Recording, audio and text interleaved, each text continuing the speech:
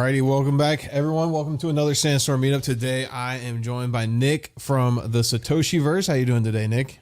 What's going on, man? How you doing? I'm doing great. Ready for the end of the week. I really appreciate you coming on the show today. Yeah, thanks for having me on. Ready for that weekend too. Yep. Usually, I like to start off with a little introduction. For people watching that might not know you, and how you got into the Web3 space, and what role you play in the Satoshiverse.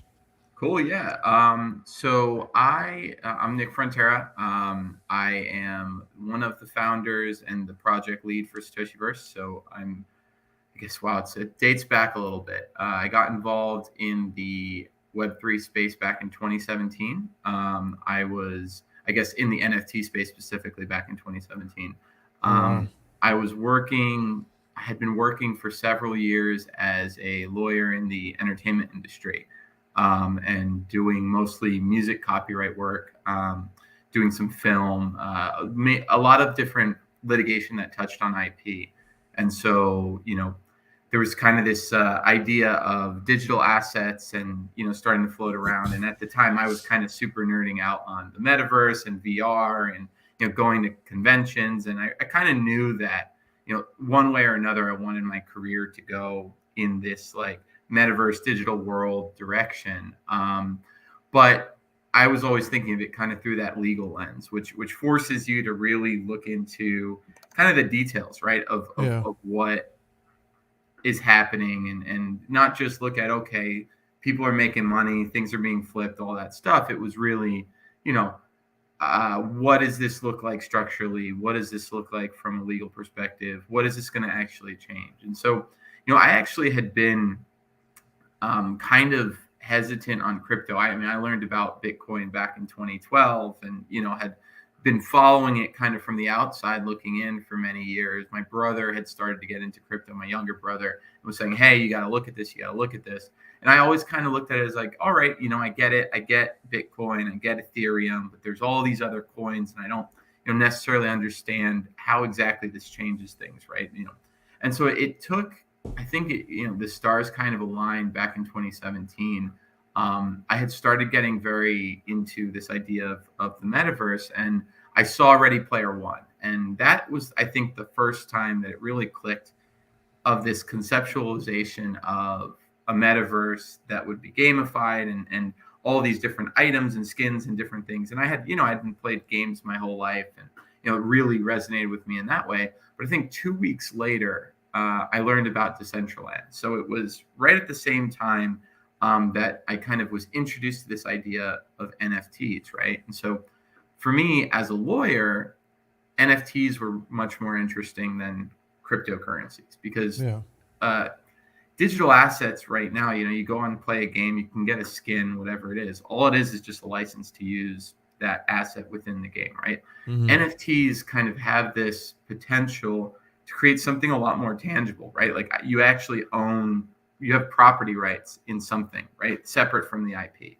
And so that in and of itself was really significant to me as a lawyer. And I knew, okay, if we're going to have a digital world, if we're going to have all these digital things that we're going to want to own, there has to be some method of giving people property rights and ownership over those things in a more tangible way. And so NFTs kind of solved that problem, right? Which is why at that point, I was like, I need to dive in on this. It was great because at the time, I was probably a fourth year lawyer, and a lot of these projects, Decentraland, Sandbox, they were all just startups, right? They're small teams, not a lot of budget. They had just raised through their ICOs. So it was, a really good opportunity to actually get in and on a ground level, get to know the team, get to know the people. And so I started doing that. I just started talking to the founders of all these different projects, letting them know, hey, I know your budget's tight, but if you ever have questions on the legal stuff, on anything like that, happy to help, happy to just talk through these things with you. And so I started doing that.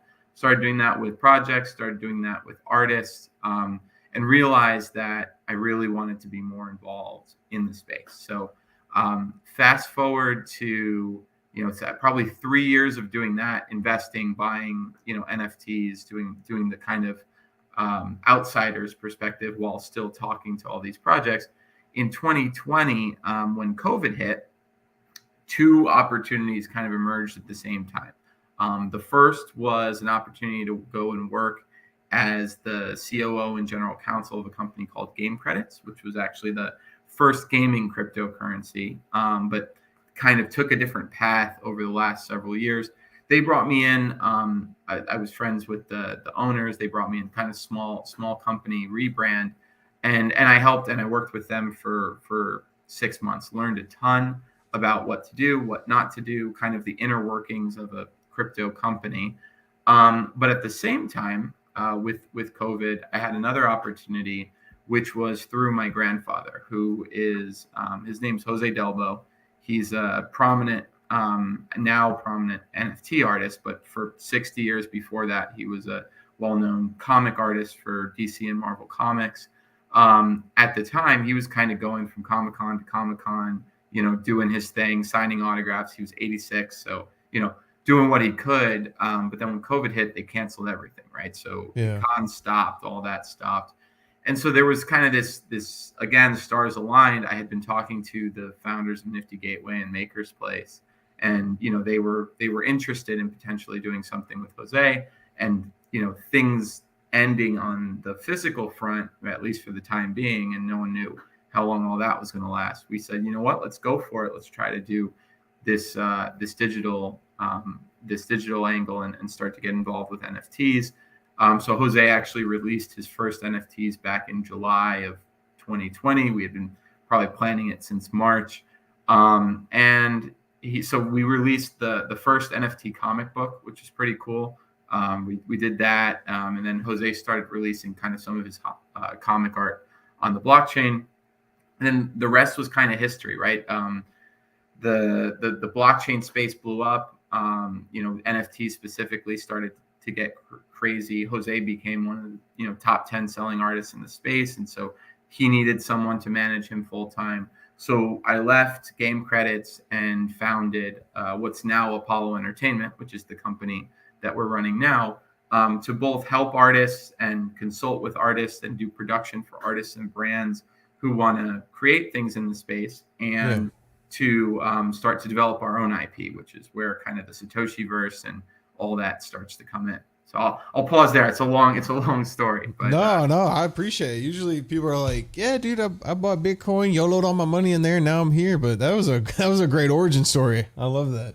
Thanks, man. Yeah, it's been a fun ride. It's a lot of memories, and I've been fortunate, working with your grandfather in a meaningful way at 80 something years old is special. So I mean, just that has been really, really special for me. What does he think of NFTs and all that stuff? Like, was it a hard onboarding process for him? It's interesting, because he asked all the questions at a basic level that I think are what make NFTs significant, right? Because it was really kind of just the process of going through it with him was, I think, very revealing. Because he's a physical artist, right? So he was used to, he does his art on paper, he sends that to someone, and they pay him, money either via credit card or whatever. So that was the process. And so when I said to him the first hurdle was, hey, we're going to create art digitally, which is going to open up some new realms. And that wasn't as foreign, because when, in the later days of comic art, they would do a lot of the stuff in physical form, but then it would get scanned and digitally colored. And there was already a lot of like digital art being done over his lines in the late days when he was working with Disney and stuff in the 90s. So there was already this kind of idea of digitization of his art. So he got comfortable with that. I showed him some artists who were doing some really cool stuff, who were traditional painters and stuff, like Trevor Jones. And he said, oh, this is cool. They're adding music, they're adding animation, working with other artists. So he liked that.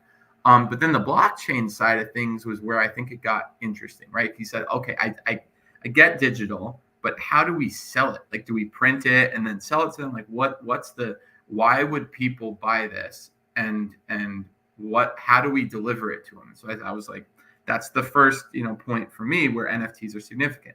The tangible thing that we're sending them isn't, a print or whatever it is. It is a token that is, the physical thing. And he asked, well, how do they know how many I'm making? I could make 100, I could make 1,000. There's no cost to me to make these things. And I said, well, that's what the blockchain does. It tells people how many you're making. And so when you make them, it tells people that's how many you're making. So he's like, okay, I get that. How are they going to know it's from me? Am I signing these things, or how can someone just lift my signature from something else and put it on? I'm like, that's another thing that blockchain does, right? It's not going to be even though he's still, it's funny, he's old in his ways. You'll see his physical signature on every piece he does. But he understood this idea of a digital signature, right? Like I said, your wallet is what's going to let people know it's from you, because when you mint this thing, it's going to have your digital signature on it. And in the metadata, and I was explaining it into more simple terms, but in the metadata of the piece, people forever are going to be able to see this came from you, and another one's not going to show that. So even if they have the same copy, it's not going to show that it came from you. So he's like, okay, and then honestly, for him, it was the fans, as soon as on one hand, the money, right? Because he was still trying to make a living from this. Like, it wasn't like he was this rich comic artist who invented Deadpool or whatever it is and was getting $1 million royalty checks every year. Yeah. He was making his money going, convention to convention, selling things and continuing to work. And so it was amazing, I think, in the first instance, just to start making some money again from this, when he thought he was, SOL on, what he's going to be able to do, going forward with COVID. And so, and it wasn't, we weren't talking the hundreds of thousands or millions of dollars people were making. I think the first drop made like 8 or 10 grand, which was like record breaking at the time, because the space hadn't really popped off yet. Yeah. But it was, that was 2 or 3 months of work going from conference to conference, and he was able to do that from his home. So that was awesome. But then the thing that really hit him was the fans, because that's what he was missing the most from the cons, was he just couldn't interact with people, right? Mm-hmm. And so, when he got to do this and got to see, people are commenting, people are on Twitter, people are loving what I'm creating, it's that same feeling for an artist, right? The artist just wants their work to be seen and appreciated, and this was just a new forum for him to do that. Yeah, that's awesome. I think I had read on the website that I think it was 2020, you guys had started out with the character Satoshi the creator, and that's kind of like what led into Satoshiverse. And there's like a whole lore behind the whole thing. I guess I was going to ask you, because you had said that, you're more into the NFT side, and not like the crypto side. And I guess Satoshi comes from supposedly the guy that made Bitcoin. I guess what made you go with Satoshiverse and Satoshi and all that? Yeah. So, it's funny, because I think that still today, I have some questions about a lot of these ERC20 tokens, right? I think everyone has questions. Anyone who was around in 2017 has questions when they see, new ERC20s popping up left and right. But when you look at what Satoshi did, right? Satoshi didn't just invent Bitcoin. He invented this idea of the blockchain and decentralized ledgers and whatnot. And so the foundation technology that led to NFTs, which I think are extremely significant, also led to or was Bitcoin and all that. So I think, when you talk about the origin of NFTs, you still trace back to Satoshi, right? Yeah. And obviously Vitalik and Ethereum, huge player in that too. But I think for me, Satoshi, the story of Satoshi is intriguing, right? Like, you have someone who creates this like essentially revolutionary technology, at least a lot of people think it's revolutionary, and then vanishes, right? No real explanation, just disappears. No one hears from him or her, right? It's just this kind of exit in the very beginning, early days, right? Spends a lot of time creating this tech and then just doesn't see it through, right? Or maybe does, but from the shadows. Yeah. To me, that kind of just struck me as, this is a superhero origin story, right? Like, there is a huge gap to fill here of this mysterious man or woman who just, disappears and comes back, who knows when, as who knows what, right? Who knows what they're doing. And for me, the who knows is what got me really excited. And so I actually wrote the lore and the backstory for the Satoshi character. And so for me, it was, Satoshi didn't just disappear. He went to kind of focus on the next major problem at hand, which was these, bad guys who were secretly plotting to take over the world and plotting the pandemic and all these kind of conspiracy theories that float around, and incorporating that stuff. And then, at some point Satoshi comes back as this superhero to, lead the world out of this state of, I guess, this dystopian, society where the people have rejected Bitcoin and the aristocracy has kind of taken over, and the community nicknamed them the defenders of fiat. So we've got this coalition of bad guys who just reject, the blockchain technology, and Satoshi comes back to, lead the people to their freedom. And that's kind of the birth of the lore. But yeah, no, in the early days, Jose and I really just wanted to create a superhero and, create our own thing for the blockchain space. And so it was who better than Satoshi to be the kind of central figure behind it. Yeah. Yeah. Because you guys have, with the collection, you have it broken up into like Satoshi's legions. And then you also have the 100, which what I was reading on the website is 100 is, unique avatars for specific and different NFT influencers or early adopters. I guess, do those people still partake in the project? Are they, do they get anything special for being the 100, like later on in the future? Yeah, so it's interesting. When we started the collection, like developing the collection right around when, Bored Apes had launched. So it was pretty early in kind of the PFP lead up. And we really knew that, we wanted to build an ecosystem, right? We were starting on the game already. We were starting on, these kind of more grandiose ideas of what we wanted to do with the project.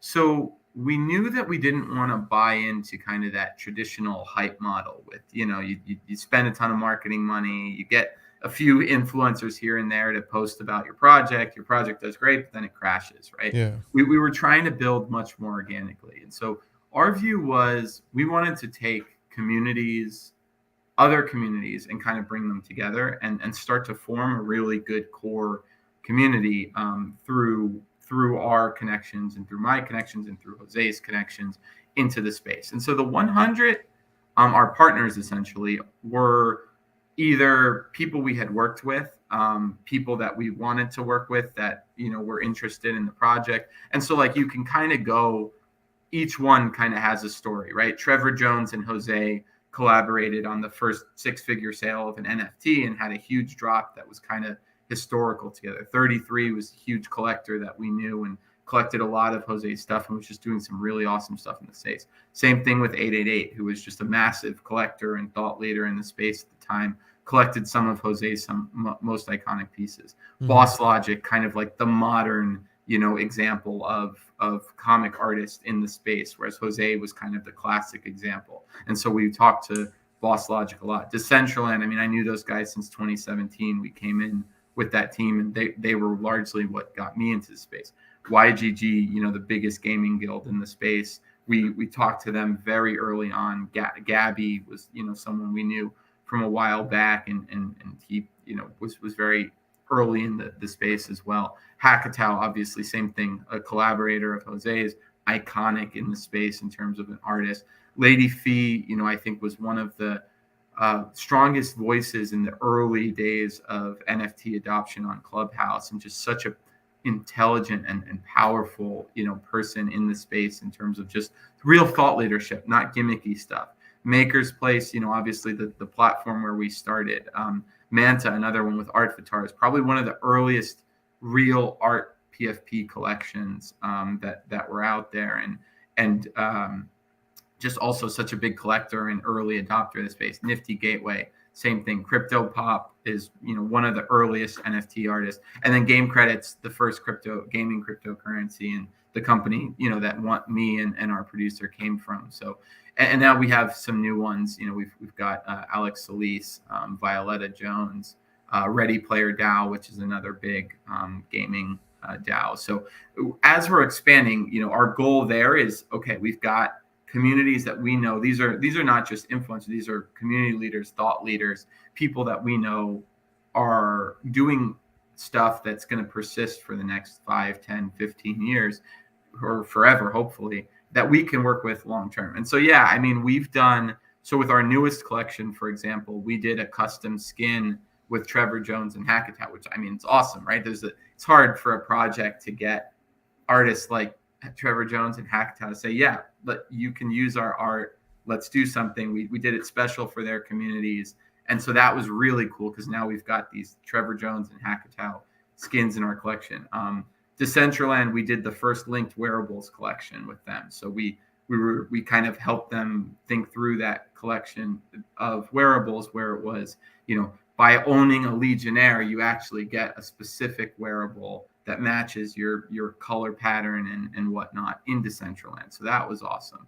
So there's all these different, and we're working with all the other ones. We've done drops on Maker's Place and Nifty Gateway, and YGG. The guilds are going to play a much bigger role later. So yeah, I mean, it's the idea is definitely to keep doing stuff with them and continue to grow this group. That's awesome. Yeah, you guys got a lot of different communities that, when you guys do launch the game, it'll be a lot of natural organic marketing, essentially, instead of, like you said, just paying people to pump the price and then everyone's all upset because they bought into something they don't really care about. But now that you guys are helping develop that community, I think it's great. You mentioned the Legionnaires, which is your guys's, main NFT collection. There's 5,555 Legionnaires. What are the Legionnaires? Yeah, so it's interesting. We have two collections now. We have the Legionnaires and we have 8 more. I mean, so the Legionnaires were kind of our inception collection, right? And there's a couple things that I think are notable about the collection. So the Legionnaires are, from a lore perspective, they are the group of fighters that Satoshi and the 100 recruit to lead the rebellion against the defenders of fiat. So these are people from all around the world who are now gonna join together to fight against the defenders of fiat in the game. But beyond that, we wanted to touch on a lot of different things. I think the first thing was, we started developing this back in I guess right around when Bored Apes came out, so March or April of 2021. And so one of the things we wanted to do was just to show that the avatars of the future weren't necessarily just like simple 2D JPEGs, right? We wanted to do something 3D. Another one that had just come out while we were developing was Fluff World. So I think that was probably like the earliest iteration of a 3D avatar collection. We wanted to kind of take that and build upon it. So, we had these 12 different body types, all these masks. So every mask was unique. Every clothing texture was unique. We actually went a step further and had these animated 3D backgrounds that were custom generated. And so like the props and the backgrounds were custom generated. So from an artistic perspective, we wanted to just show you can do so much with this idea of an avatar. But also from an artistic perspective, we wanted to really play on this idea of anonymity and expressionlessism, right? Like where it didn't, because we saw a lot of, you have an angry face avatar, you have a smiling face avatar, you have it's a monkey or it's a whatever. Yeah. We wanted these to be this playing into this, obviously Satoshi, this idea of anonymity and expression through art. And so the masks are every mask is unique. It has different art on it. But then the clothing textures vary and the weapons vary and the backgrounds vary. And then it's each one has its own programmatically generated unique soundtrack to it as well. So there's really a lot. And I don't know if you can hit play, you can kind of see how it has all these background assets. And so the other cool thing, if you see the flags, each Legionnaire has a legion, right? And each legion has props and assets within the backgrounds that are specific to that legion. So, I can't, I'm trying to read the legion, but I think that one, I'm not sure which one that one is, but it's, everyone's different. So there's 100 different backgrounds that generate assets with those flags and the cities and all those things. And so, we worked for close to 5 months full time on this collection. So we were proud of it from an artistic perspective, but that was kind of just the beginning. We knew that we wanted this to be kind of the gateway into our, holder community and the game we were building. But, from a basic standpoint, we wanted the art to be awesome and to translate this concept of anonymity. And so this one is, it's a good example. It's got the stained glass pattern. It's got the mask with the different, that one's pretty red, but it's got all the different colors and patterns on it. And so this is, I think, the one of the body types. And then we'll have, we have 11 others that are different body types that all represent, different characters.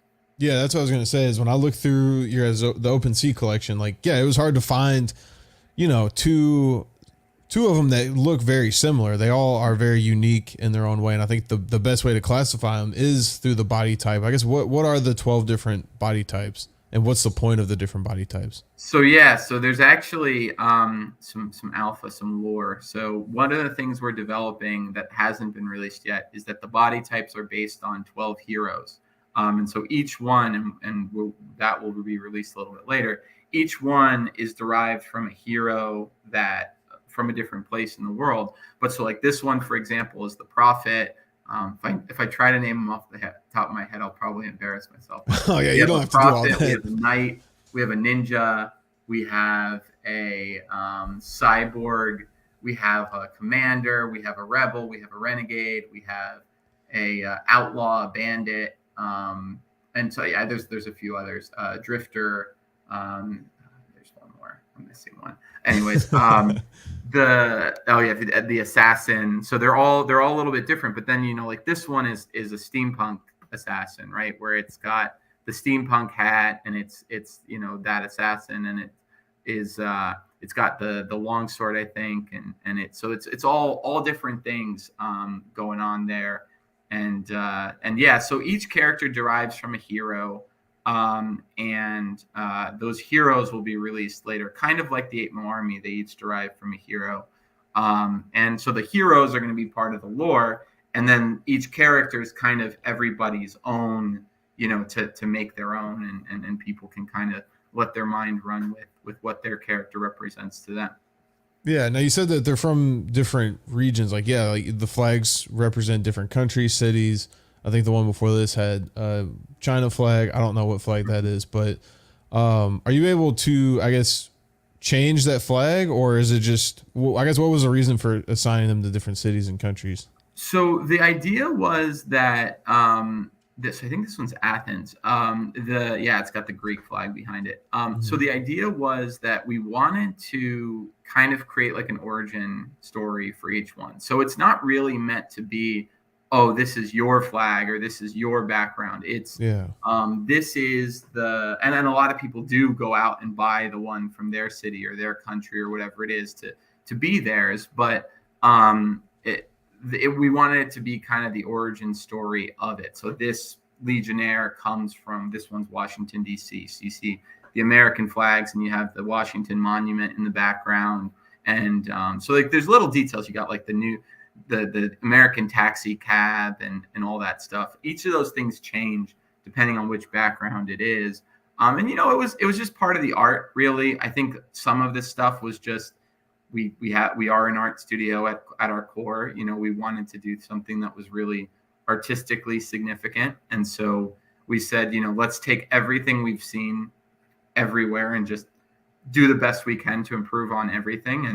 And it was fun. And I think our hope is that this will persist to be, a collection that people look at and say, wow, this was an early day collection that really took it to the next level on the art side. And then, going forward, the Legionnaires are, our main, the avatars really are our main utility NFT within our ecosystem. Yeah. I mean, you can look at this video playing here and find just a bunch of different little Easter eggs in the back. I didn't even notice the Washington Monument until you pointed it out, but yeah, that is sick that you guys incorporated that. It's not just a 2D or even just a 3D image sitting there on a blank background. That's really cool. Yeah, it's interesting. You can actually, you can run around. These are fully 3D immersive environments. So like they exist. They're built in Unreal Engine. I think that's one of the cool things about building in Unreal is you can do stuff like this. And we're a 3D studio, so everything we did has been in 3D. Yeah, and speaking of Unreal Engine, you guys are developing your game on Unreal Engine. It is Satoshi's Legions: The Battle for the Outskirts, correct? Yes. Yeah, and so here you can see in this video that's playing, it's all being developed pretty much by hand. You know, it's there's obviously there's little assets and stuff that you can make use of, but we're you know, that's this exactly shows how each of these environments are being created. And you know, I think it's cool. I mean, I think that it has kind of this artisanal feel because of that. You know, we're Mhm. able to really capture the idea of this kind of dystopian world of Bitcoin and of blockchain. And I think it's allowing us to do some really fun things, rather than kind of the kit bashing that, you know, some that's a little bit easier to accomplish. We're really trying to go through the tedious steps.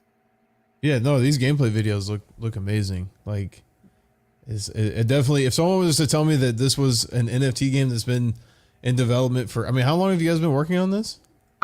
We started right around, so just after so really November of last year, we started a lot of the actual environment creation. We had done some work on the Legionnaires before that, so some of the props and stuff was done. But it's coming up on a year of development. That's crazy. Oh yeah, it looks amazing. You guys are you guys still on course to release the alpha in December of this year? Yeah, so the alpha, you know, I think people have different definitions of what an alpha is, right? Yeah. But our alpha is kind of the first play testable version of the game, right? And so, you know, the way we're releasing it, and we can talk a little bit more about the game and how it all, what it is and whatnot. Yeah. But the game itself is a roguelike RPG. And so like it's the for those who don't know roguelike, because roguelike is kind of an interesting medium that people may not know. The best example is a game called Hades, which is, you know, recently won Game of the Year, and it took them about 4 years to build the entire game, but they were releasing stuff along the way. And the roguelike mechanic actually is really well suited for kind of like a release, test, modify, improve, release, next segment, test, modify, improve model, which I think is really good for the crypto space. Because I think if someone spent 3 to 4 years without the ability to pivot on a play to earn or play and earn game and Web3 game, they're going to get it wrong, right? Because Yeah. we're learning so much new technology is coming up. You have to be super flexible. So one of the reasons we wanted to go with a roguelike mechanic was because it would give us this ability to really incorporate community feedback along the way. And what we end up with in 3 years is going to be very different from the alpha that we release. But the alpha is going to be kind of just that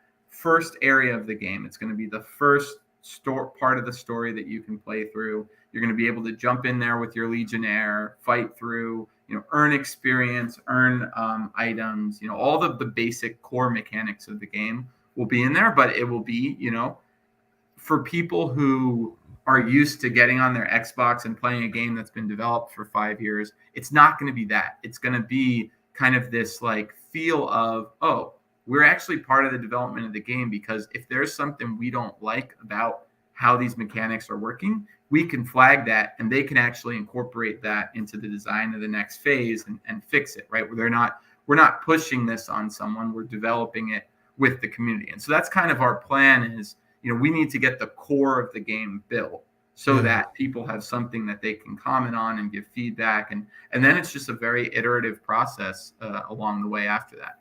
Yeah, yeah, and I think, you know, a game that I can or say that I've seen with that is Fortnite. You know, Mm-hmm. they released. I think they were in alpha when they released, and yeah, I mean, the game on launch night versus what the game is now is a completely different game. But that model was completely new versus a game like Call of Duty, where they just release the game and they're like, all right, we'll see you in Right. another year. Mm. Yeah, and I mean, Call of Duty, you know, they're going to release an expansion, they're going to release a new game, and their business model is, you know, we make $50 every time we release a game. We need to keep coming out with new content that's slightly different and make $50 every couple of years off of, you know, 50 million people, and that's the model.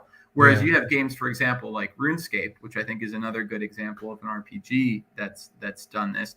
RuneScape, you know, started off as this little like pixel game that, you know, you ran around in 2D, and Now it's this fully 3D immersive. They built that game for 20 years and they're still Yeah. building it. It's crazy how much the game just everything stacks upon itself, and it just keeps getting bigger and bigger and bigger and bigger. And that's the idea here is, it's the beginning of this world building that I think is you never know. You never know if things are going to take off, if people are going to enjoy this medium. But what we're trying to build behind everything is just great storytelling, great IP that, will persist regardless of things that happen in the space or ups and downs.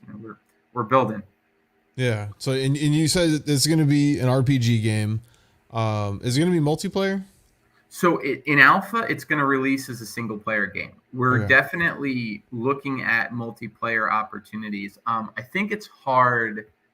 I think that multiplayer is going to be fun in the Web3 space, but I think there's a lot of lessons we're going to learn early on about multiplayer combined with this idea of like pay to win, right? Like I think that because NFT items are going to be so easily accessible, you're going to have these big disparities between players in multiplayer games because some people just have more resources than others.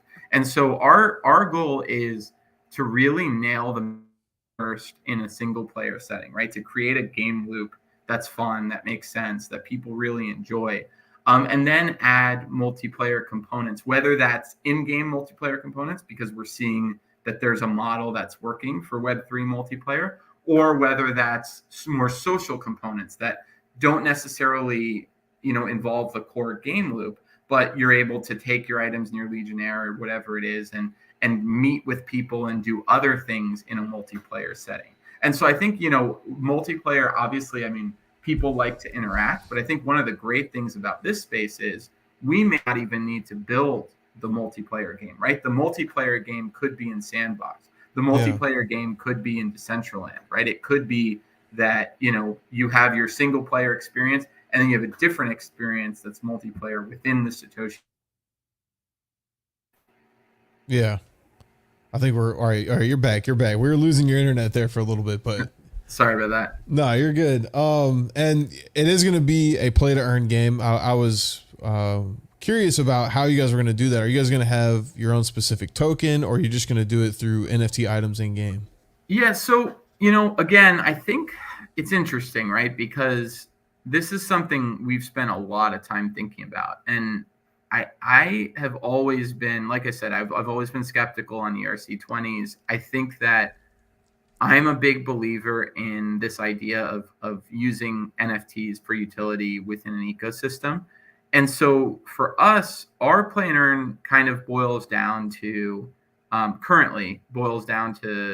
say, 3 different core components. There's the active earning, right? So there's 2 components to the active earning, and then there's one component to what I would say is like the passive holder earning. Active earning, there's the stuff you earn in game, right? So that's NFTs. They're ERC 1155s and ERC 721s. The weapons and stuff are 721s. The some of the materials and resources are 1155s. And then you have the other core component, which I think is really important in RPGs, is the experience, right? The time you spend playing your game. So rather than having experience be account bound, the experience is actually going to be reflected within the metadata of the NFT, right? So your avatar is an NFT. And when you spend, 10 hours leveling up your avatar to level 15, let's say, your avatar is going to be a level 15 avatar in the metadata, right? And so then when you go and decide, I'm going to list this guy on OpenSea, the people are going to see, this is a level 15 avatar. That means someone spent 20 hours developing this thing. Maybe it's worth a little bit more, right? So I think that is actually one of the really cool things that NFTs do, and that this metadata does, is you don't have to go on a black market and sell your account anymore, or you don't have to, take your items and convert them into Bitcoin, so that you can, sell things back and forth on some, 4chan channel or whatever it is, right? So I think that's the cool thing here. So that's kind of the in-game. And so the ERC20 component of it, I think has, that's a whole different discussion. I think that we're definitely looking into an ERC20 component. I think there is something to be said, though, to using the existing ERC20 tokens that, like Bitcoin and ETH, and like actually creating use cases for tokens that exist, right, as currencies. And so that's definitely what we're going to start with.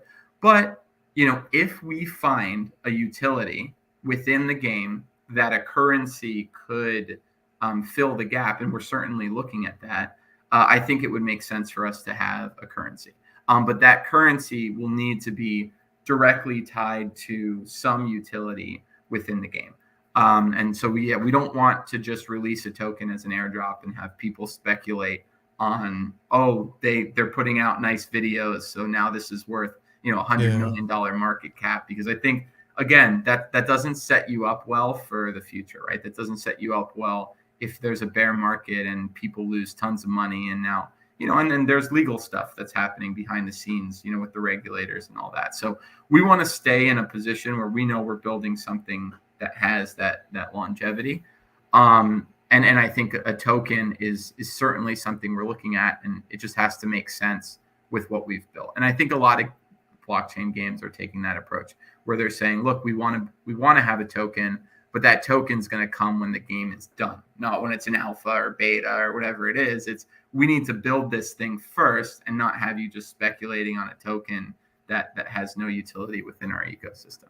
And so we're kind of that mindset too. However, the thing that we're doing that's unique, at least something that I think is unique, is our passive earning, right? So I think that ERC 1155s, like I do think that there are certain things that ERC 20s do that are really great for rewarding holders, and kind of this idea of like you kind of reward the people who got you there, right? And this loyalty, and not just rewarding them, but having them be part of what you're building, right? And so that's what our passive earning does, and it's called Satoshi's crystals. So Satoshi's crystals are an ERC 1155 NFT, but they're essentially fungible non-fungibles, right? Because that's what 1155s are. They act a lot like ERC 20s, but they're much better for kind of this peer-to-peer exchange, and they don't have the same like you don't use them the same way, right? You don't use them as a means of purchasing stuff. You use them as a means of doing stuff, right? Opening up utility, accessing utility within the game.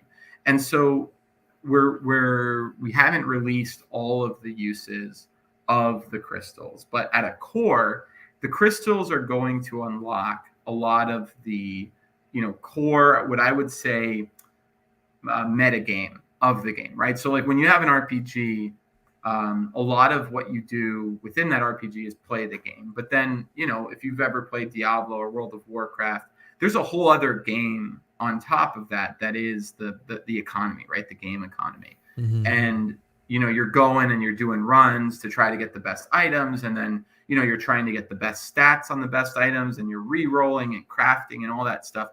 The crystals are going to be super important to all of that, right? Crafting the best items, re-rolling the stats, potentially re-rolling avatars. Like there's a lot of things that can happen, that we can do interesting stuff with the metadata, and the crystals are going to unlock all that utility for people. And so the idea is, just by holding our avatars, and on the website, it's got like the different tiers of avatars and how many crystals they earn. Just by holding them, you can get these crystals. And then once the game releases, you'll have all these different things that are things people will want to do within the metagame that they can earn the crystals. You can also earn, we're thinking about ways to earn crystals outside of just being a holder, because we don't want to limit that utility just to holders, but the lion's share of the crystals are going to go to the holders, and which will make them essentially kind of the gatekeepers of our game economy. And I think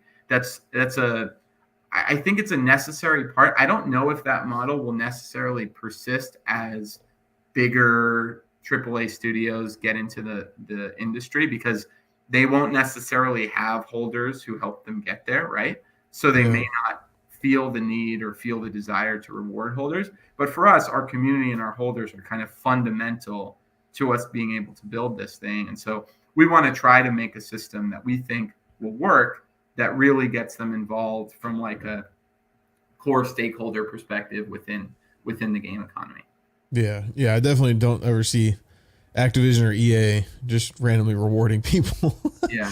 But yeah, I mean, honestly, I think the play to earn space currently, I look at, everyone comes out with an ERC20 token, and yeah, you have people speculating on it, investing in it, versus kind of like, what you're doing, where it's an in-game currency. Like, no one's going to go out and buy Satoshi crystals to try and like resell them higher later. Like it's a currency that people are going to be using in game. And yeah, I think where Call of Duty and stuff like that, you play, you earn COD points. You can either use it to upgrade your character, or you can sell it to someone that wants to upgrade their character for the regular market value. And I just think the ERC20s, there's a lot of stuff people got to learn about balancing an economy in game. And I think just when you have outside people investing, it makes it really hard to do that. Yeah, I agree. I think, it's such a new concept that we're working with. At least there's aspects of it that are new. And then I think that's the other thing. There's a lot of it that isn't new, right? Like, there's a lot of it that's worked, that we've seen work. And so we don't need to reinvent the wheel on everything. But I think the things that we need to get right, it's important that we're slow and we don't, just jump to do something because other projects are, doing that. Yeah. Yeah. Well, we are coming close to time. I did want to talk about the ApeMo Army. There's another collection that you guys have. I guess, what is the ApeMo Army? Yeah. So remember when I said these Legionnaires were kind of our like anonymous, expressionless, kind of our art focused avatar collection. We wanted to do something completely different with the ApeMo Army. We wanted to kind of bring what I kind of consider the Guardians of the Galaxy of the Satoshiverse, right? These kind of fantasy, super expression, animated, like, and again, like, what can we do to show that you can do stuff that's super high quality, generative in this space, right? So again, we spent 4 months developing these 5 bodies, super high fidelity, really tried to focus on the details, the animation, the expressions, the different props. And so that at its core, the ApeMo Army lore-wise is based on our character, Captain ApeMo, which is another one that Jose and I designed together.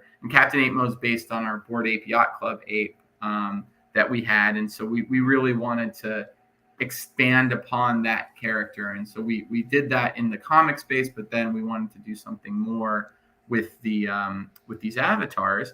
And so yeah, we came up with these 5 different body types. And the cool part about these avatars, one thing that we really wanted to do, is that every single avatar, if you took off all their clothing, they're unique. They're the fur, like, we wanted to make them genetically unique. We didn't want it to be like, oh, you have the same avatar, but yours has a hat, mine doesn't have a hat, right? Yeah. And that was like the idea of identity to me within the metaverse is yours is unique from mine. They look as different as you and I do, right? And they have, similar traits, but one is different. Each one is different from the next. And that was important to us. But yeah, they're another set of that will provide holder utility within our ecosystem.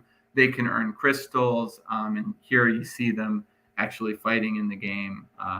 And just beating up the defenders of Fiat. Another reinforcements for the Legionnaires. Nice. And do you guys have any plans for any more future collections? Yeah, so we don't have another like big collection in the works, right? The idea with the game is definitely not to have it limited to, our 2,500 holders of our avatars, right? We want to make it bigger. So there will certainly be other collections that allow people to play, right? Like whether those are held as so what we're doing is essentially we're going to have our avatars that provide holder benefits like these, right? That you get the crystals, you get kind of the access to the I would say the economic part of the ecosystem. And then you will have the avatars that are kind of either the free to play or, some upgradable version avatar. And that's the avatar that is going to track your metadata. So you'll still be able to earn experience and do all of that, but it won't be the same as these because it won't provide any of the holder benefits, which I think is going to allow us to attract, we want to attract hundreds of thousands, millions of players one day. And they're going to need avatars too if we want this to work. So it's not going to be that, every 3 months we do a 10K collection. It's much more going to be that there are these tiers of special collections that we do that are, kind of big like this. And then you just have your kind of base avatar that can be modified and whatnot when the game releases more to the general public. Yeah. And I appreciate your time today. My last question that I have, this all started, I guess, with comic books and the comic book hero. Do you guys plan on doing anything more with comic books? Yeah, we definitely want to. It's funny because that was part of our original early things that we wanted to accomplish, and it took such a turn where we realized that we could do some really cool storytelling through the game. But yeah, I mean, comics are at our core, and we've been in conversations with different comic publishers about getting something done. I think the urgency for us is to get the game released, but I think next year we'll definitely be looking at possibilities for a more traditional comic book, because we'd love to. We have this kind of blown out lore that's 25 probably pages long at this point, but we'd love to kind of take aspects of that and create something more visual and comic related from it. Awesome. Well, I'll probably definitely be checking out the alpha of this game because awesome. the footage looks great. I love playing games, so I'll definitely give it a try. I appreciate your time today. Thank you very much for coming on and talking to me. Yeah, very cool, man. I appreciate you having me, and thanks to all the people watching. This has been good. Yep. Thank you guys to everyone watching today. We will be live again tomorrow at the same time. So make sure you guys are following the stream. Make sure you guys follow Satoshiverse's Twitter, join the Discord, get a part of the community. And yeah, everyone have a great rest of your day. Take care. Thanks, guys.